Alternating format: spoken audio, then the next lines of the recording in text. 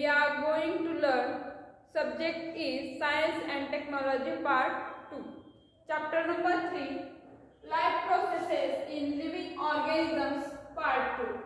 तर मराठीमध्ये सजीवातील जीवनक्रिया भाग 2 हे म्हटलं जातं.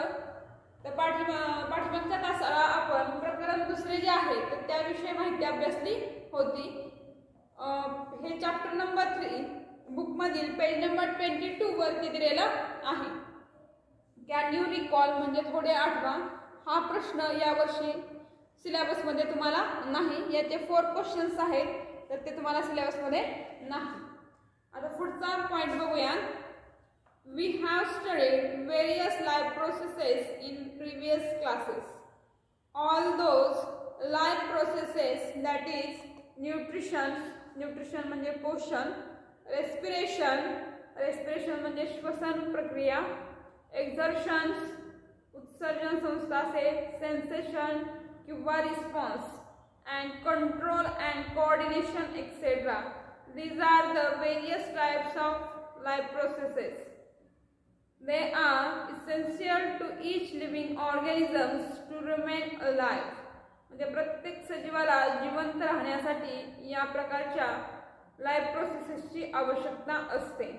Besides the life processes, one more life process occur in living organisms. It is reproduction. म्हणजे या सगळ्या लाईफ प्रोसेसेस आहेत पण त्याचबरोबर एक महत्त्वाची रिप्रोडक्शन ही एक लाईफ प्रोसेस किंवा जीवनक्रिया आहे. त्याला रिप्रोडक्शन प्रजनन मराठीमध्ये म्हटलं जातं. हावेवर त्याचबरोबर reproductions does not help the organisms to remain alive, but it helps to maintain the continuity of the species of that organisms. म्हणजे रिप्रोडक्शन जे आहे तर ते सजीवाला जिवंत ठेवण्यासाठी मदत करत नाही तर ते त्या ऑर्गॅनिझम सारखाच दुसरा ऑर्गॅनिझम्स तयार करण्यासाठी मदत करतं. ऑब्झर्व या ठिकाणी तुम्हाला काही फिगर्स दिलेले आहेत तर त्या ठिकाणी तुम्हाला ऑब्झर्व करायला सांगितलेलं आहे. तर ऑब्झर्व केल्यानंतर तुम्हाला बघा फर्स्ट ए पॉईंटमध्ये तुम्हाला दिसेल एक प्लांट्स दिसत आहे.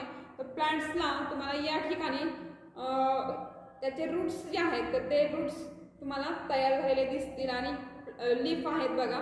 म्हणजे एका वनस्पतीचं पानं फुटून आले किंवा त्याला मुळं यायला सुरुवात झाली तर हे कोणत्या टाईपचं रिप्रोडक्शन आहे तर व्हेजिटेटिव्ह प्रोपगेशन या टाईपचं आहे.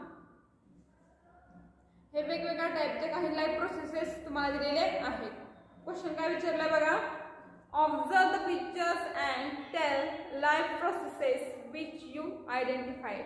म्हणजेच या ठिकाणी किंवा या प्रोसेसमधून सगळ्यामधून तुम्हाला असं लक्षात आलं असेल की हे जे काही घटक आहेत तर हे घटक काय करतात त्यांच्यासारखा दुसरा सजीव निर्माण करतात. याला आपण काय म्हणतो रिप्रोडक्शन असं म्हणतो. तर बघा formation of new organisms of some species by earlier extinct organism is called as reproduction. आता रिप्रोडक्शन कशाला म्हणायचं तर एका प्रजातीपासून त्याच प्रजातीचा एक नवीन सजीव तयार होतो त्याला रिप्रोडक्शन असं म्हटलं जातं. Formation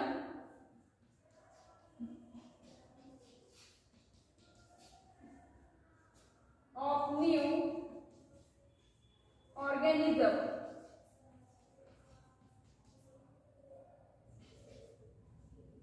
of same species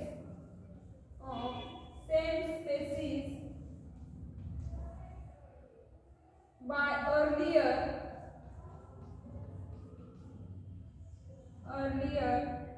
existing organism is called reproduction.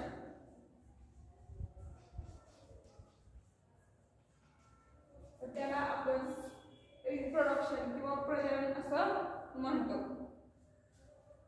Reproduction is one of the various important characters of living organisms. It is also one of the various reasons responsible for evolution of each species. In living organisms, reproduction occurs mainly by two methods. Those are asexual and sexual reproductions. म्हणजे या रिप्रोडक्शनचे दोन types आहेत. तर त्याच्यातला पहिला जो types आहे asexual reproduction, तर तो आपण बघूयात.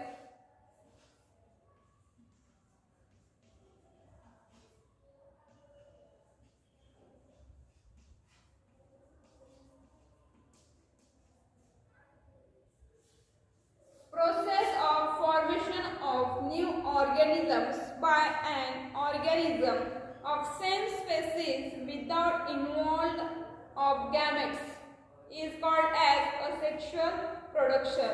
म्हणजे त्याच्यामध्ये गॅमेट्स म्हणजे युग्मक म्हणतो, तर त्या युग्मकाशिवाय दुसरा सजीव किंवा दुसरा जीव निर्माण होतो त्याला असेक्शुअल रिप्रोडक्शन असं म्हटलं जातं. As these reproductions does not involve union of two different gametes, the new organisms have exact genetic similarities with the reproducing organisms. This is unparental reproduction and it occurs by mitosis cell division.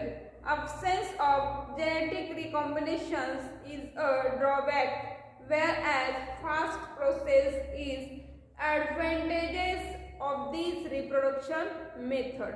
तर या पद्धतीमध्ये asexual reproduction methods मध्ये तुम्हाला काय सांगितलेलं आहे बघा. तर याच्यामध्ये असणारा जो सजीव आहे किंवा जो ऑर्गॅनिझम्स तयार होणारा आहे, तर तो पहिला जो ऑर्गॅनिझम्स आहे तर त्याच्यासारखाच सेम तयार होतो. परंतु जेव्हा रिप्रोडक्शनच्या काळामध्ये या ठिकाणी तुम्हाला सांगितलं आहे त्या जेनेटिक सिमिलॅरिटीज ज्या आहेत तर त्या सेम असतात. त्याचबरोबर हे मायटोसिस सेल्स डिव्हिजन मध्ये ही प्रोसेस घडून येते.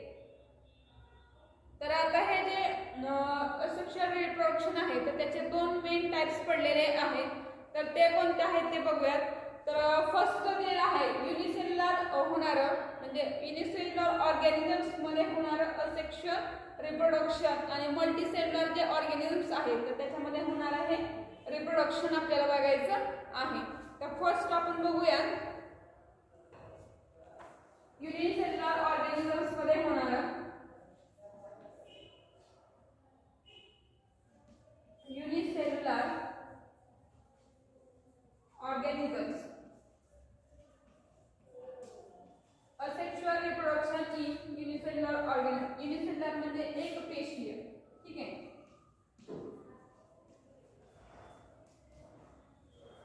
एक पेशीय सजीवांमध्ये होणारा अलैंगिक प्रजनन बघायचं आहे. त्याचे पुन्हा टाइप्स पडलेले आहेत. त्याचा फर्स्ट आहे बायनरी फिजन. बायनरी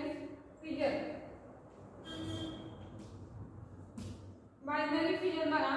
तर हे करण्यासाठी किंवा हे माहित करून घेण्यासाठी आपल्याला एक ऍक्टिव्हिटी करायला सांगितलेली आहे. तर ती बघूयात आपण. Take a conical flask and collect the water in it from a pond having stagnant water and aquatic plants. Add some wheat grains and aquatic plants to it. Keep it for 3 to 4 days so that wheat grains and plants will decompose. Early in morning on 4th day, take a glass slide and put a drop of that water over it. Carefully put a cover slip on that drop and observe under compound microscope. You will be able to see many paramecia performing the binary fission. तर या ठिकाणी तुम्हाला सांगितलेलं आहे बघा. तर paramecium जे आहे म्हणजे आपल्याला ही ऍक्टिव्हिटी करण्यासाठी किंवा बायनरी फिजन त्या मराठीमध्ये बिग व्हर्जन म्हटलं जातं.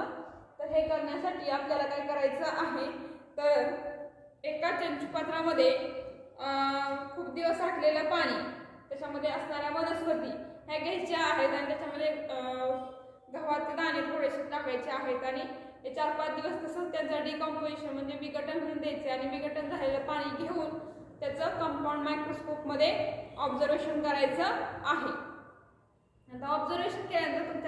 असतील बघा. Prokaryotics bacteria, protistas, amoeba, paramecium, euglena etcetera. And eukaryotic cell organelles like mitochondria and chloroplast performing asexual reproduction by binary fission. Then in this process the parent cells divide from two similar daughter cells. Binary fissions occur either by mitosis or meiosis. तर या ठिकाणी तुम्हाला जे सांगितलं आहे तर bacteria असतील, नंतर प्रोटिस्टास असतील, तर यांच्यामध्ये तुम्हाला हे बायनरी फिजन जे आहे तर ते दिसून येतं. त्याचबरोबर जे युकॅरियोटिक सेल्स आहेत तर त्याच्यामध्ये जे असणारे वेगवेगळे ऑर्गॅनल्स आहेत. मग कोणते ऑर्गॅनल्स दिलेत बघा, मायटोकॉन्ड्रिया किंवा क्लोरोप्लास्ट याच्यामध्ये तुम्हाला दिलेलं आहे.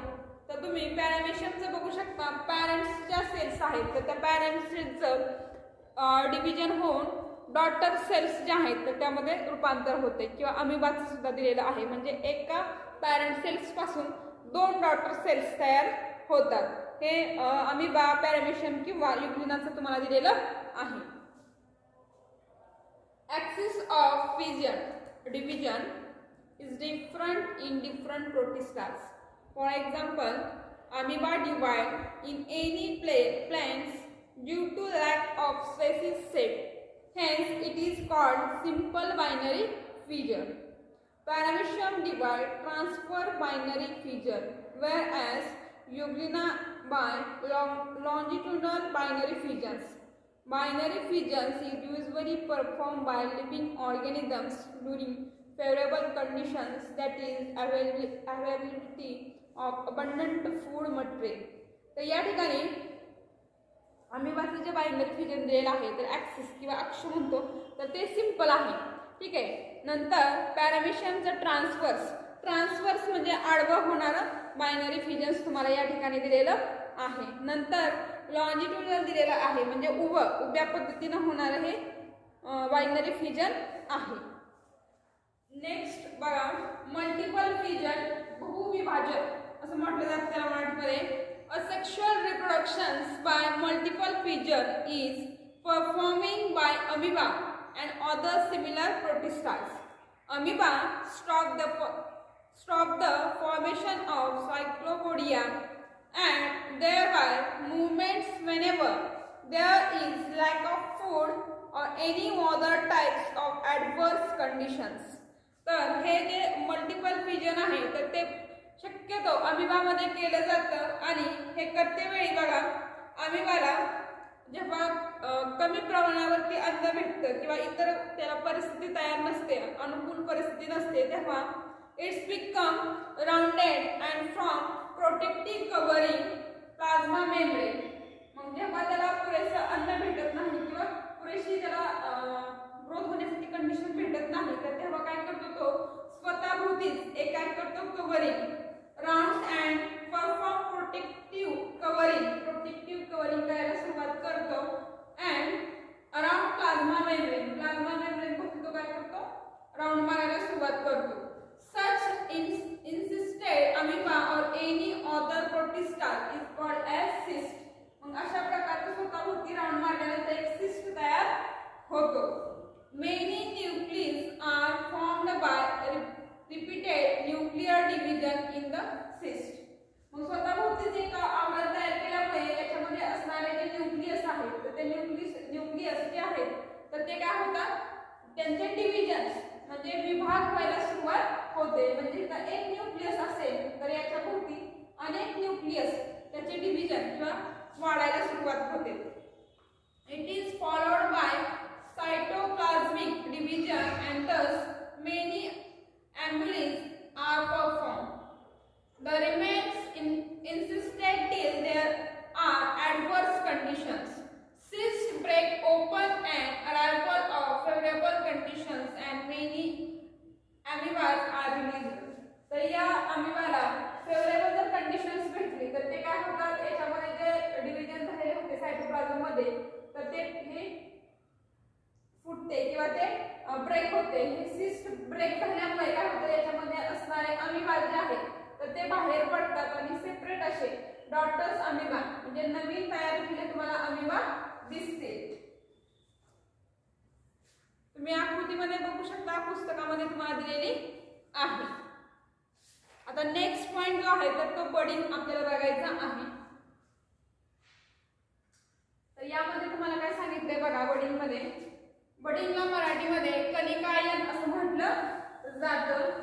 तर त्यासाठी तुम्हाला एक ऍक्टिव्हिटी करायला सांगितलेली आहे. तर या ऍक्टिव्हिटी मध्ये तुम्हाला काय करायचं आहे, ड्राय इस्टची पावडर आहे, ती ड्राय इस्ट पावडर घ्यायची आहे आणि लुकवॉर्म वॉटर म्हणजे कोमट पाणी जे आपण म्हणतो तर ते कोमट पाणी घ्यायचं आहे. कोमट पाणी, dry east powder 10 gram, 50 ml कोमट पाणी आणि शुगर 5 ग्रॅम्स हे घेऊन चांगलं मिक्स करायचं आहे. आणि मिक्स केल्यानंतर साधारणतः 1 तासासाठी तसंच ते ठेवून द्यायचं आहे झाकून. आणि झाकून झाल्यानंतर त्याच्यामधला 1 ड्रॉप्स घेऊन कंपाऊंड मायक्रोस्कोप मध्ये निरीक्षण करायचं आहे. आता कंपाऊंड मायक्रोस्कोप मध्ये निरीक्षण केल्यानंतर तुमच्या काय लक्षात येईल बघा, you will see yeast cells जे आहेत performing budding. Yeast cell, parent yeast cells तुम्हाला या ठिकाणी आकृतीमध्ये दाखवलेली आहे, अशा स्वरूपाची आहे बघा. नंतर त्याचं काय होतं बघा, that is small bird coming out of many parent cells. A sexual reproductions occur by budding in yeast, a unicellular fungus. Yeast cell produce two daughter cells. Nuclei by mitotic division. So, as to reproduce by budding, these yeast cells is called as parent cells. A small bulgy appears on the surface of parent cell. This is bulgy of actually a bud. One of two daughters nuclei enter the bud. After sufficient growth, buds separate from the parent cells and start to live independently as a daughter yeast cells. आकृतीमध्ये तुम्हाला या ठिकाणी दाखवलेलं आहे. तर आकृतीमध्ये तुम्ही सगळ्यांनी बघायचं आहे. तर बघू शकता, तर या ठिकाणी तुम्हाला म्हणजे या पद्धतीनं रिप्रोडक्शन होत असताना मायटोसिस पद्धतीनं या ठिकाणी होत आहे. आणि त्या ठिकाणी तुम्हाला 2 केंद्रक, 2 न्यूक्लियस दिसत आहेत बघा, 2 न्यूक्लियस दिसतात. नंतर या 2 न्यूक्लियसला असा फुगवटा किंवा फुगीर भाग जो आहे तर तो फुगीर भाग आलेला दिसून येतो. आणि हा फुगीर भाग तुम्ही बघू शकता, ते आहे आपलं बड. ठीक आहे, मग ह्या बड मध्ये प्रवेश करतात आणि या बडचं पुन्हा सेपरेशन होऊन तुम्हाला या ठिकाणी डॉटर ईस्ट सेल्स ज्या आहेत तर त्या दिसून येतात. इथपर्यंत सगळ्यांचे भाग लक्षात आला असेल. जेवढा भाग शिकवलेला आहे तर त्यांचा सगळ्यांनी स्टडी करायचा आहे. थँक्यू.